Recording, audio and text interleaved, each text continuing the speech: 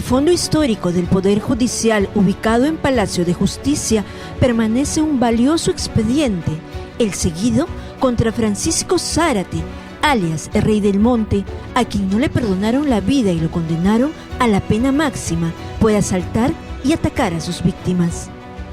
El expediente de Francisco Zárate, alias el Rey del Monte, es celosamente custodiado en Palacio de Justicia.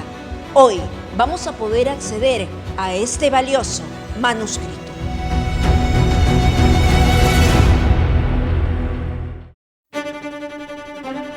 Este expediente histórico encierra uno de los primeros casos judiciales en donde se aplicó la pena de muerte en el Perú. A través de una pulcra caligrafía se puede leer la sentencia final acuñada en el valioso manuscrito. Condeno a Francisco Zárate, conocido como el Rey del Monte, a la pena ordinaria de muerte, de horca, con las cualidades de aleve que sufrirán en la Plaza Mayor. El expediente declarado Patrimonio Cultural de la Nación encierra el sonado caso de la época virreinal, que da cuenta que el crimen se castigaba de la forma más cruel y despiadada. Y la violencia y la extrema crueldad propia de la época no solo quedaba en el hecho de matar, ahorcar, fusilar a la persona, sino que además su cuerpo era desmembrado. Aquí había un concepto de ejemplaridad bastante extendido, que supiera que conductas como estas eran respondidas con fuerza más allá de la muerte. El presidente de la Sala Penal Permanente de la Corte Suprema de Justicia, César San Martín Castro, analiza el expediente histórico legado para la Judicatura Nacional. Este es un caso, como decimos ahora, de robo con agravantes, con muerte subsiguiente. Hoy en día es eso. Y a la maldad pura, con ella no se negocia. Y se responde drásticamente, eliminando al malvado. Hay que erradicar, extirparlo. ¿Y cómo se le extirpa? Matando. El llamado Rey del Monte era un esclavo negro de 30 años que escapó de la hacienda del Marqués de Montemira, donde trabajaba, y terminó convirtiéndose en asaltante de caminos. Operaba junto a otros bandoleros que también osaron escapar de la esclavitud para sentir que podían tener presencia con armas y fuego en una sociedad que los discriminaba y señalaba. Incluso hay quienes dicen que Francisco Zárate actuaba por venganza, tal como plasma Ricardo Palma en sus Tradiciones Peruanas, donde cuenta que el hijo de mamá Salomé se convirtió en justiciero para vengar a su madre, quien fue condenada al azote por acusaciones infundadas de brujería. Dice Palma que también asaltaba a los ricos y que el producto del asalto, o sea, el botín, lo entregaba a los pobres. Más allá de sus motivaciones, lo cierto es que su atrevimiento no duraría mucho. En 1815 fue juzgado por la Real Audiencia, órgano de justicia de la época, y aunque trató de defenderse diciendo que robaba por necesidad, finalmente fue condenado. El documento detalla las diferentes posiciones de las partes en el juicio, como la del abogado y el fiscal. Podemos ubicar la acusación fiscal, la zona de actuación del Rey del Monte y sus demás consortes, sus demás cómplices, eran los caminos de Lurín, Pampa Chica, Pampa Grande y otros lugares.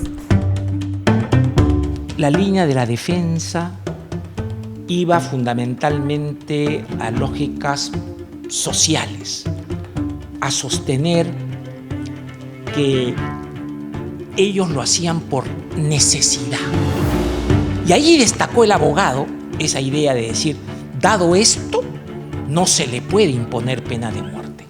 Desde luego, los jueces de esa época no aceptaron este planteamiento. Al acusado le impusieron la pena de horca, así como el desmembramiento de cuerpo. Fue Francisco Sales el verdugo al que le dieron la misión de hacer cumplir la sentencia. El Rey del Monte fue ejecutado en la Plaza Mayor de Lima, tal como se detalla en el documento histórico. Hice fijar en un palo alto el brazo de Francisco Zárate. Doy fe. mandé fijar la pierna de dicho Francisco Zárate. La extrema crueldad tenía un objetivo ejemplarizador.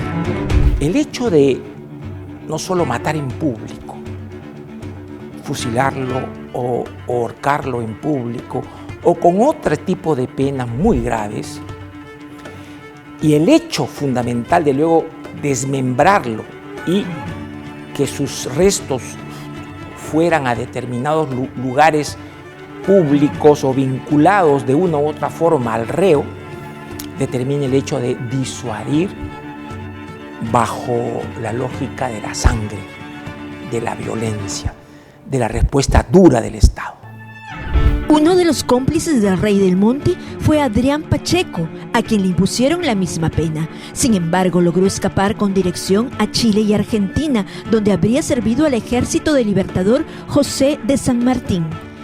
11 años después de la ejecución de Francisco Zárate, cuando el Perú ya era una república, Pacheco retorna y lo apresan por los cargos que pesaban contra él desde tiempo atrás. Tuvo que comparecer ante los jueces de la Suprema Corte de Justicia, que reemplazó a la Real Audiencia Virreinal. Su defensa obra en el expediente.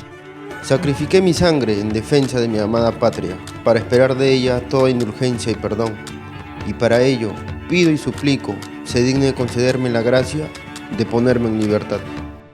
Y él en su testimonio dice, pero yo he cambiado, ¿no? He aportado a la patria y por eso estoy pidiendo que se me perdone la pena, ¿no? Teniendo en cuenta su servicio a la patria, le perdonaron la vida, pero no lo dejaron en libertad. Cumplió prisión en el presidio del Callao. Este fallo de 1827 da cuenta de ello.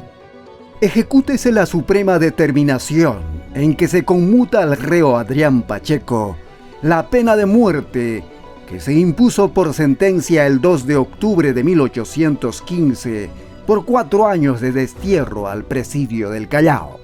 Por su valor histórico, social, documental, el expediente seguido contra Francisco Zárate, alias Rey del Monte, y sus cómplices por actos criminales en Lima, 1814-1827, fue declarado Patrimonio Cultural de la Nación. Doctor, emocionante ver tamaño legado, ¿no es cierto? Desde luego que sí, porque esto expresa la realidad del momento y expresa cómo respondía la justicia. La importancia de este expediente o de este documento histórico es que revela cómo era un juicio en esos momentos finales del virreinato y principios de la época republicana.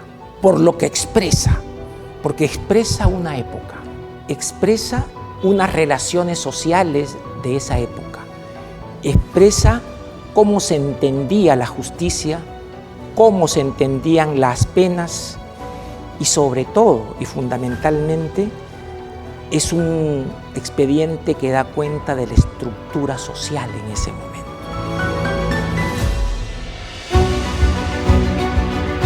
Sin duda, una joya histórica que da cuenta cómo se administraba justicia en aquellos tiempos donde el quebrantamiento de la ley se pagaba con la vida misma.